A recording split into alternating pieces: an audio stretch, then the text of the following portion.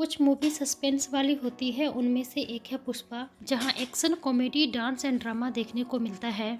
यह मूवी लाल चंदन स्मगलिंग की है। चीन से जापान तक समुद्र के रास्ते इस लकड़ी को पहुंचाया जाता है। इस लकड़ी से बना गिटार जापानीज लोग खास मौके पर अपनी वाइफ को गिफ्ट करते हैं। चंदन की लकड़ी जापान के आसपास कहीं नहीं मिलती है, यहाँ तक कि चाइना में भी नहीं। 4 किलोमीटर सफर करके मद्रास से ये लकड़ी लाया जाता है, लेकिन मद्रास कोर्ट से इसे जहाज तक टैंक द्वारा पहुंचाया जाता है। स्मगलर लाल चंदन स्मगलिंग करके जा रहा होता है, तभी कुछ पुलिस वाले उन्हें घेर लेते हैं। दोनों में हाथापाई होती है, तभी पुलिस वाले उसे अरेस्ट कर लेते हैं। लेकिन स्मगलर पुलिस वाले को 1-1 लाख रुपए देकर वहां से बच निकलता है। पुलिस वाले के पूछने पर वे अपना नाम पुष्पा बताता है और कहता है नाम मत याद रखना, और वो वहां से स्मोकिंग करते करते निकल जाता है।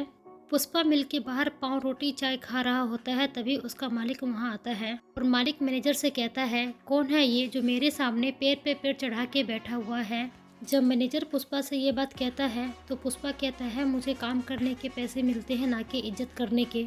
ऐसा कह के पुष्पा अपना हिसाब कर नौकरी छोड़ देता है। उसके पीछे एक केशव नाम का लड़का रहता है, जो पुष्पा की बातें सुनकर अपना मजदूरी छोड़ देता है और पुष्पा के पीछे पीछे चला आता है। पुष्पा कुछ लोगों के साथ बस से जंगल जाता है लकड़ी काटने के लिए। तभी एक मजदूर सीटी बजाकर बताता है कि पुलिस वाले आ गए हैं। सारे मजदूर पुलिस के डर से भाग रहा होता है। तभी पुष्पा कहता है, 4 पुलिस वाले से डर के अपनी मेहनत का कमाई छोड़कर क्यों भाग रहे हो? मेरे पास एक आइडिया है।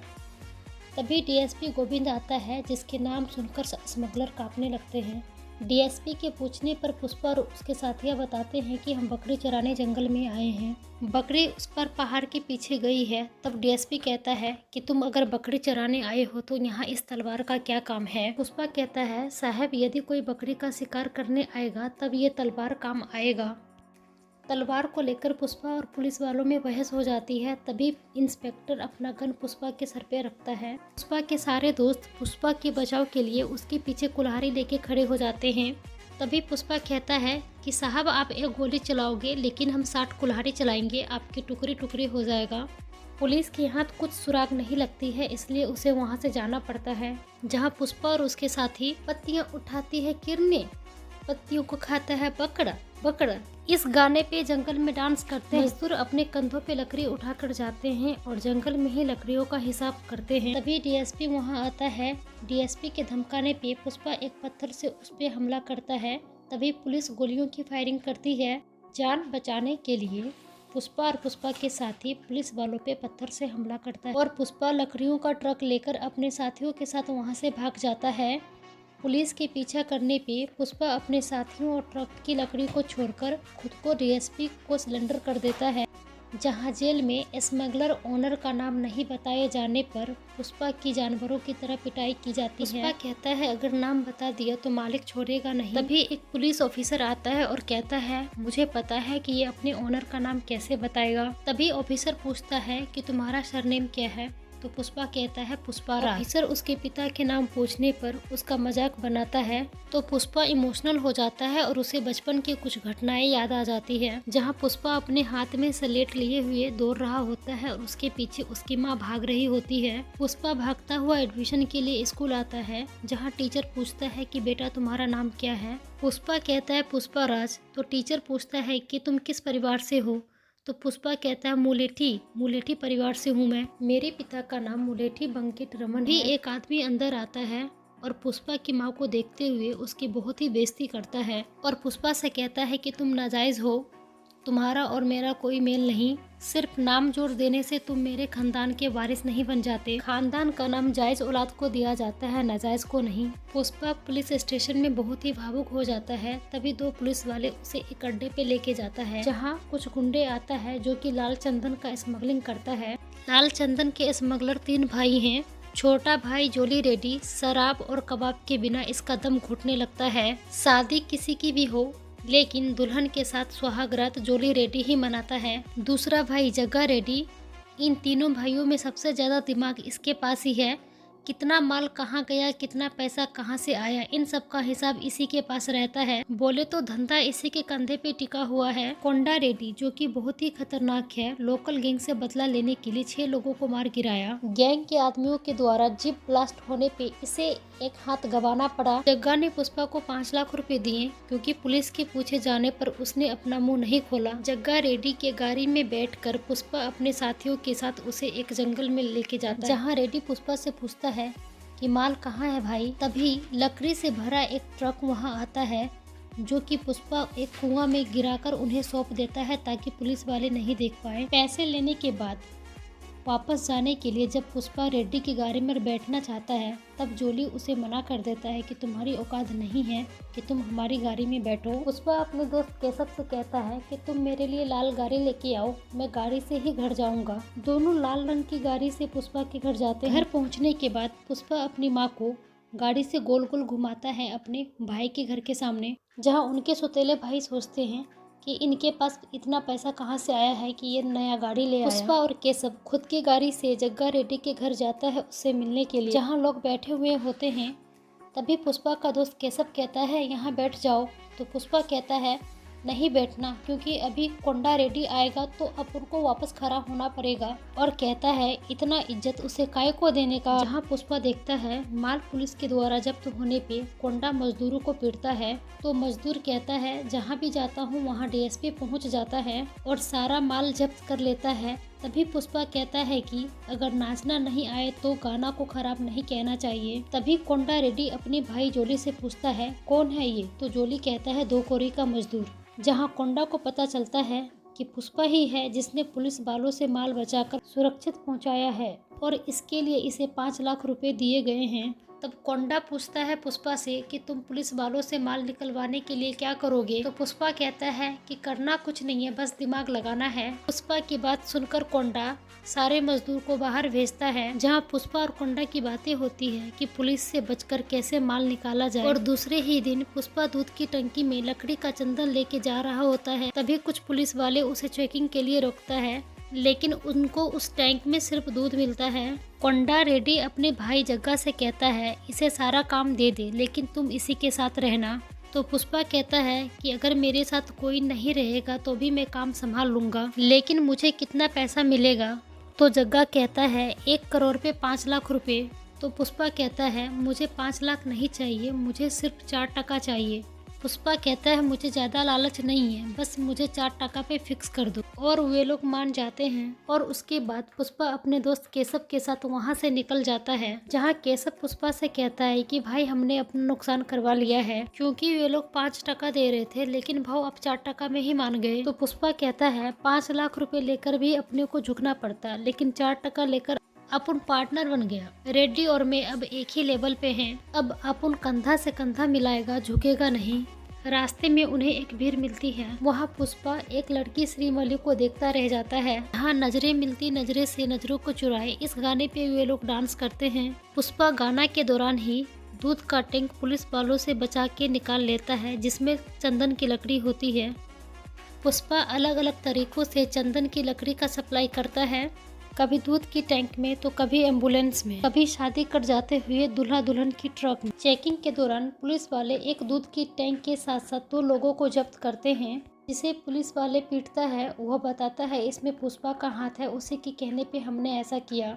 पुलिस वाला कहता है कि मैं तुम्हें छोड़ दूंगा अगर मेरी बात मानेगा तो।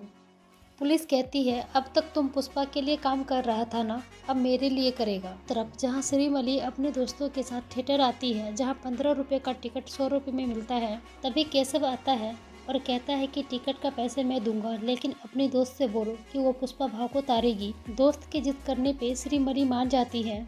केशव अपने दोस्त पुष्पा को मंदिर लेके आता है, जहां श्रीमली अपनी दोस्त के साथ मंदिर आती है, जहां दोनों एक दूसरे को देखते हैं और दोनों एक दूसरे को देखकर स्माइल पास करते हैं। पुष्पा खुश हो जाता है कि वो मुझसे प्यार करती है और वो श्रीमली के पास जाके बोलता है कि तू मेरे को देखकर हंस रही थी, तू मुझसे प्यार करती है। तो श्रीमली उसे बताती है कि उसे इस काम के लिए 1000 रुपए दिए गए थे।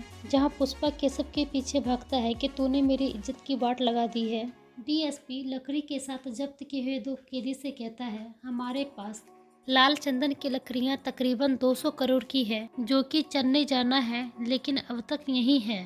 मंगल सेनु बार बार अपना अड्डा बदलता है। मंगल सेनु कोंडा रेड्डी के गोदाम में अपना माल छुपाया हुआ है। माल वहां पहुंचते ही तुम फोन करोगे, इस काम के लिए तुम दोनों को 50 लाख रुपए मिलेगा। मंगल सेनु रेड्डी का बॉस है, जो लाल चंदन को 15 चेकपोस्ट से पास करा के मंजिल तक पहुंचाने का काम करता है। सेनु कहता है जग्गा से वो अपना माल पुलिस के डर से यही ले आया है, जिसे चेन्नई तक पहुँचाना है। तभी वहाँ पुष्पा स्मोकिंग करते हुए आता है और सारे स्मगलर उसे ही देखते हैं, जहां पुलिस के द्वारा भेजा गया आदमी पकड़ा जाता है और उसे मार दिया जाता है। दूसरे दिन पुष्पा अड्डे पे आता है, जहां वह एक मजदूर से कहता है अभी तक माल तैयार नहीं हुआ है ना, रात को चेक पोस्ट तक पहुंचाना है। मजदूर पुष्पा से बताता है कि जोली देर रात तक पार्टी कर रहा था, इसलिए वह माल नहीं तैयार कर पाया। तो पुष्पा कहता है कि पुलिस हमें पागलों की तरह ढूंढ रही, इसलिए माल को भिजवाना ही पड़ेगा। तभी पुष्पा के पास कोंडा का फोन आता है और कहता है कि पुलिस वालों को गोडाउन का पता चल गया है, तुमने माल हटवा दी। तो पुष्पा कहता है नहीं, पूरी रात जोली ने अय्याशी की है, इसलिए माल बाहर नहीं जा पाया। पुष्पा अपने साथियों से कहता है सारा माल नदी में फेंक दो, पुलिस आ रही है। और पुष्पा ट्रक से धक्का देके करोड़ों का माल नदी में फेंक देता है। पुलिस की टीम वहां छापा मारती है और पुष्पा और उसके साथियों को घेर लेती है। और दूसरी तरफ केशव सारा माल पानी की डैम को खोल कर निकाल लेता है। वहाँ पुलिस टीम को कुछ भी नहीं मिलता है। डीएसपी की पुष्पा से बात होती है तो वो कहता है दुनिया ने तुम्हारे हाथ में पिस्तौल दी है तो मेरी हाथ में कुल्हाड़ी। एसपी कहता है आज तो जीत का जश्न मना ले, लेकिन कल तो मातंग ही मनाएगा। मंगल सेनु पुष्पा के लिए पार्टी रखता है क्योंकि वह करोड़ों का माल बचाया। जहां पुष्पा पार्टी में डांसर के साथ डांस करता है। पार्टी में पुष्पा को पता चलता है कि मंगल सेनु 1 टन का 25 लाख रुपए देता है, जबकि वो आगे 1 टन को 2 करोड़ में बेचता है। पुष्पा कोंडा को कहता है कि मंगल सेनु से बात करे माल का रेट बढ़ाने के लिए, कि सर पे कफन बांधकर हम काम करें और मलाई कोई और खाए। कोंडा कहता है मैं नहीं बात कर सकता, इसके साथ मेरा काम चलता है, तू बात कर, अगर ये मान जाता है तो माल का आधा पैसा तेरा और आधा मेरा। तभी केशव श्री मलिक के पिता से पुष्पा की शादी की बात करता है और कहता है पुष्पा मुलेठी खानदान से है।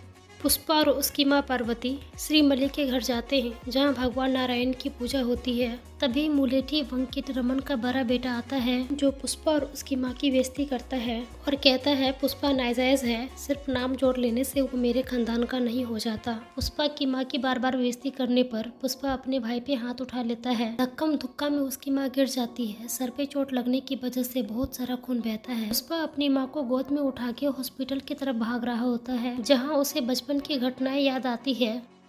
किस तरह उसके पिता की मृत्यु होने पे उसके भाइयों ने उसे और उसकी माँ को अंतिम विदाई में मिलने नहीं दिया। पुष्पा अपनी माँ को गाड़ी में बिठा के हॉस्पिटल लेके जाता है। जब हॉस्पिटल में पुष्पा की माँ को होश आता है तो वो पुष्पा से माफी मांगती है, जहाँ दिखाया जाता है कि पुष्पा अपने दोस्त केशव को बताता है कि बात उस टाइम की है जब उसे लड़ाई का मतलब भी नहीं पता था। उस समय उसके भाइयों ने उसका सारा सामान उसके घर से फेंक दिया। दूसरी तरफ ये दिखाया जाता है कि पुष्पा मंगल सेनु से मिलने उसके घर पे जाता है और पुष्पा कहता है कि मैं माल पे रेट बढ़ाने के लिए आया था। हम लोग पुलिस से बच के जंगल से माल निकालते हैं तो चेन्नई तक तो पहुंचा ही सकता हूँ, इसलिए मुझे 1 टन पे 1 करोड़ चाहिए। और कहता है तुम लोग आपस में डिस्कस करके मुझे फोन करके बता देना। फिर थोड़ी ही देर में पुष्पा वहाँ दोबारा आता है और कहता है भाई एक फोन कर लूँ क्या। यहाँ पुष्पा चेन्नई के स्मगलर को डायरेक्ट फोन करता है माल बेचने के लिए। तो पीछे से मंगल सेनु के कुछ गुंडे पुष्पा पे हमला करता है, जहाँ पुष्पा सबको मार गिराता है और कहता है पुष्पा नाम से मुझे फ्लावर समझ रखा है क्या, फ्लावर नहीं फायर हूँ मैं। और ऐसा कह के वह वहाँ से निकल जाता है। पुष्पा अपने दोस्त के साथ मुर्गन भाई से मिलने आता है और कहता है कि वो सिंडिकेट का मेंबर है, जहाँ पुष्पा लाल कलर के कपड़े में चंदन की लकड़ी का पोटली देता है और कहता है जा मुर्गन भाई को दे आ।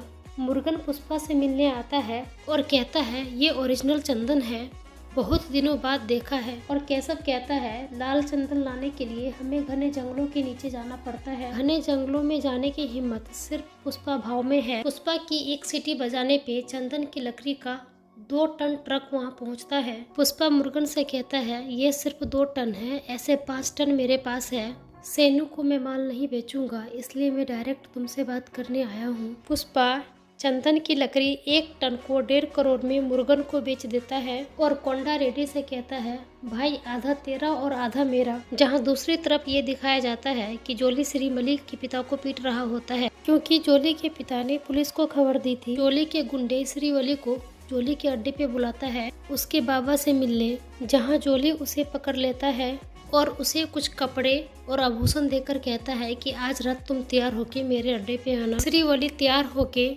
पुष्पा के पास जाती है और अपने प्यार का इजहार करती है और पुष्पा से बताती है कि उसके बाबा को जोली ने अगवा कर लिया है और बाबा को चुराने के लिए जोली ने मुझे एक रात के लिए अपने पास बुलाया है। पुष्पा श्री वली को लेके जोली के अड्डे पे जाता है, जहाँ दोनों में मारपिटाई होती है और कहता है श्री वली सिर्फ मेरी है। उसके बाद श्री वली अपने बाबा को पुष्पा के साथ अपने घर लाती है। इधर कोंडा रेड्डी अपने भाई जोली से मिलने हॉस्पिटल आता है और पता करने की कोशिश करता है कि इसकी हालत किसने ऐसे की है। पुष्पा कोंडा और उसके आदमियों के साथ एक ज्वेलरी शॉप में आता है। यहाँ वह एक दुकानदार को आधा फटा हुआ नोट दिखाता है। तभी दुकानदार अपने पास आधा फटे हुए नोट से उसे बेचकर पैसों से भरा एक बैग देता है। वहां से निकलते ही कोंडा अपने आदमियों के साथ पुष्पा को नए गोडाउन की तरफ लेके जाता है। यहाँ केशव को पता चलता है कि कोंडा जानता है कि जोली को पुष्पा ने ही मारा है। केशव के इन्फॉर्म करने से पहले ही कोंडा के लोग पुष्पा के फेस को कवर कर देते हैं और उसके हाथ पैर को बांधकर उसे बुरी तरह पीटते हैं। रेड्डी के आदमी पुष्पा को दफनाने के लिए एक कबर खोदते हैं। कोंडा और जग्गा कहता है, मैंने तुम्हें पार्टनर बनाया और तूने मेरे भाई को मारा। कोंडा के आदमी पुष्पा का फेस कवर करके और उसके हाथ पैर बांधकर उसे जानवरों की तरह पीटते हैं। पुष्पा उल्टा हाथ जोड़कर कहता है, हे ऊपर वाला, अगर तू इसके साथ है तो इसका निशाना नहीं चुकने देना, नहीं तो मैं आज इसे नहीं छोड़ूंगा। कोंडा पुष्पा को गोली मारने की कोशिश करता है, तभी केशव आके कोंडा को जान से मार देता है। दोनों साइड से फायरिंग होती है, जिसमें पुष्पा का हाथ और पैर बंधा होता है और उसका फेस भी कपड़े से बंधा रहता है। उसके हाथ पैर और फेस बंधे होने के बावजूद भी वह गुंडे की जमकर पिटाई करता है और केशव और पुष्पा पैसों से भरा बैग लेके वहां से निकल जाते हैं। मंगल सेनु के कहने पे मुगलेश जग्गा को पकड़ लेता है और उसे जान से मारने की कोशिश करता है, लेकिन यहाँ पुष्पा आके जग्गा की मदद करता है और जग्गा रेड्डी से कहता है कि जग्गा तू मेरा पार्टनर है, इसलिए मैं तुझे बचाने आया हूँ। मुगलेश जो मंगल सेनु का साला है, उसकी हत्या पुष्पा के हाथों हो जाती है और यहाँ पुष्पा कहता है, मैं राज करने आया हूँ, झुकेगा नहीं। पुष्पा अपने दोस्तों के साथ मुगलेश का लाश लेके रेड्डी के घर पे जाता है, जहां मंगल सेनु आता है। मंगल कहता है, मुझे मेरे साले की लाश दे दो, मैं यहाँ से चला जाऊंगा। वहाँ एमएलए पूछता है कि तुम सब में कैसे दुश्मनी हो गई। तो पुष्पा एक नोट से भरा बैग लेके आता है और कहता है, 1 टन 2 करोड़ में बेचता है ये मंगल सेनु, लेकिन हमें सिर्फ 25 लाख देता है। पुष्पा जग्गा और उसके साथी एमएलए से कहता है कि आप सेनु से पूछो, सारा मेहनत हमारा और ये 2 करोड़ लेता है। तो मंगल कहता है कि मैं 15 चेक पोस्ट से माल निकलवाता हूँ, अगर मैं चेक पोस्ट से माल नहीं निकलवाऊँ तो तुम बेच नहीं पाओगे। तो पुष्पा कहता है, सुन भाई, मैं अभी मुरुगन को माल पहुँचा के आया हूँ, तूने भी पुलिस को पैसा खिलाया है और मैंने भी, तुम लोग जितना कमीशन देते हो उसका मैं डबल देता हूँ। चेकिंग वालों को, ID वालों को, पुलिस वालों को चेक पोस्ट पे अगर हम सिर्फ एक जगह ही कमीशन दे तो हमारा 25% बचेगा। जैसे सेनु को हटाकर मुरुगन को डायरेक्ट माल बेचा तो 1.5 करोड़ का फायदा हुआ और कहता है, यदि हम सब मिलकर एक ही रेट तो मुरुगन हमें 2 करोड़ देगा। क्वालिटी हमारे पास है, अगर मार्केट में कंपटीशन रहेगा तो हमें 3 करोड़ भी मिल सकता है। वहाँ मौजूद सभी लोग पुष्पा की बात से सहमत होते हैं और एमएलए पुष्पा को सिंडिकेट का ओनर बना देता है और सारा काम उसके ऊपर सौंप देता है। यहाँ पुष्पा ये मेरा शहर ये मेरी नगर गाने पे डांस करता है। अपनी माँ पार्वती के लिए पुष्पा एक घर लेता है। पुष्पा अपनी गरीबी मिटाने के लिए बहुत ही शिद्दत से काम करता है, जिस वजह से उसको एक ट्रक भरा नोट मिलता है। एमएलए और उसके सभी साथियां उसकी जय जयकार करने लगता है। यहाँ दिखाया जाता है कि दक्षा अपने पति सेनु को ब्लेड से मारकर हत्या करना चाहती है, क्योंकि पुष्पा ने उसके भाई मुगलेश की हत्या कर दी और अब तक सेनु ने पुष्पा से बदला नहीं लिया। डीएसपी गोविंद की वजह से मुज्जिम की हत्या हो गई, इसलिए उन्होंने अपना इस्तीफा दे दिया। मुज्जिम एक ऑफिसर की हेल्प कर रहा था, इसलिए कोंडा के द्वारा मारा गया। जोली अपनी हालत से लाचार कुछ नहीं कर पा रहा था और इधर दक्षा भी बदले की आग में जल रही थी। पुष्पा को टक्कर देने वाला कोई बचा नहीं था, लेकिन उस वक्त ऐसे आदमी की एंट्री हुई जो पूरी कहानी ही बदल दी। हरियाणा से ट्रांसफर लेके एक नया डीएसपी भंवर सिंह शेखावत आया था। पुष्पा नए डीएसपी भंवर सिंह शेखावत को अपनी शादी की कार्ड देने जाता है और केशव उसे पैसा से भरा एक बैग कमीशन के तौर पे देता है। नोट काउंटिंग करता है और कहता है मुझे ये पैसे कम लग रहे हैं। तभी केशव कहता है कि हम लोग गिन के लाए हैं और वो सभी साथियों के साथ बैठकर नोट गिनने लगता है, जहां पुलिस पुष्पा को उसके पिता को लेकर उसकी बेइज्जती करता है। कई बार पुष्पा की मां की बेइज्जती की जाती है। पुष्पा कहता है कि मेरी गिनती कम नहीं हो सकती, तुम बताओ साहब तुम्हें कितना पैसा चाहिए। पुष्पा इससे पहले कभी नहीं झुका, लेकिन शेखावत जैसा कहता था वही वो करने लगा। यहाँ तक कि वह अपने शादी वाले दिन अपने कमरे में नहीं था और न ही उसकी बाइक थी। वह शेखावत के पास शराब और कबाब लेके जाता है, जहां डीएसपी कहता है आज तो तेरी शादी है ना, तो मेरे साथ ग्लास पे ग्लास पिए जा रहा है। तो पुष्पा जवाब देता है कि ये सब आप छोड़ो, यदि मैं आधा घंटा लेट गया तो मेरी दुल्हन भाग नहीं जाएगी। और कहता है कि शेखावत सर आज आपने हमें अपना कीमती वक्त दिया है। तुम पुलिस स्टेशन में मेरी माँ और मेरे पिता के बारे में बेइज्जती कर रहा था। कोई मेरे खानदान के बारे में गलत बोलता है तो मेरा खून खोलने लगता है। इतना कहते ही पुष्पा शेखावत की पिस्टल लेकर अपने हाथ में गोली मार लेता है। अपना जख्मी हाथ लेके पुलिस से कहता है ये लो मेरे पिता का वो खून जो मेरे रगों में दौड़ रहा है, जिसे मेरे भाई भी नहीं छीन सकता। और अपनी शर्ट पे खून का धब्बा लगा के कहता है ये है मेरा ब्रांड। पुष्पा पुलिस वाले से उसके कपड़े उतरवाता है, तभी वहाँ आग लग जाती है। पुष्पा वहाँ अपने कपड़े भी उतार देता है और कहता है आप चाहे शेखावत सर हो या पुष्पा भाव, अपन आज दोनों नंगे खड़े हैं, लेकिन अपन दोनों में बहुत बड़ा फर्क है। अपनी जिंदगी ऐसी फटी खाली शुरू हुई थी। एक मजदूर से पूरे सिंडिकेट का बाप बनने का सफर सिर्फ पुष्पा ही तय कर सकता है। कपड़े हो या ना हो अपनी औकात सेम है। और कहता है मैं कहीं भी चला जाऊंगा लोग मुझे पुष्पा भाव ही बोलेंगे, लेकिन तू बिना वर्दी का जाएगा तो तुझे एक कुत्ता भी नहीं पूछेगा। ब्रांड का धब्बा आदमी के कपड़ों से नहीं कैरेक्टर से होता है। तेरे बदन पे कपड़े तो होंगे लेकिन तेरी इज्जत कोई नहीं करेगा। ऐसा कह के पुष्पा वहाँ से निकल जाता है। वली पुष्पा का इंतजार मंडप पे कर रही होती है। तभी पुष्पा घर आता है, जहां उसे एमएलए देख के चौंक जाता है। दूसरी तरफ ये दिखाया जाता है पुलिस बिना कपड़ों के स्टेशन की तरफ जाता है, तभी उसका कुत्ता उस पे चिल्लाता है। तभी एक पुलिस कांस्टेबल कहता है कि बिना वर्दी को आपको पहचान नहीं पाया। इधर पुष्पा की शादी श्रीवली से हो रही होती है और शेखावत पुष्पा के दिए नोट को जलाता है। पुष्पा अपनी पत्नी श्रीवली से कहता है कि शेखावत मुझे फ्लावर समझ लिया, लेकिन मैं फायर हूँ। तो हमने देखा पुष्पा का फर्स्ट पार्ट। 10 पार्ट जब भी रिलीज होगा आपको उसका समरी मिल जाएगी। मूवी समरी अच्छी लगी हो तो चैनल को सब्सक्राइब कर लीजिए, बेल आइकन को प्रेस करना ना भूलें। Thank you for watching.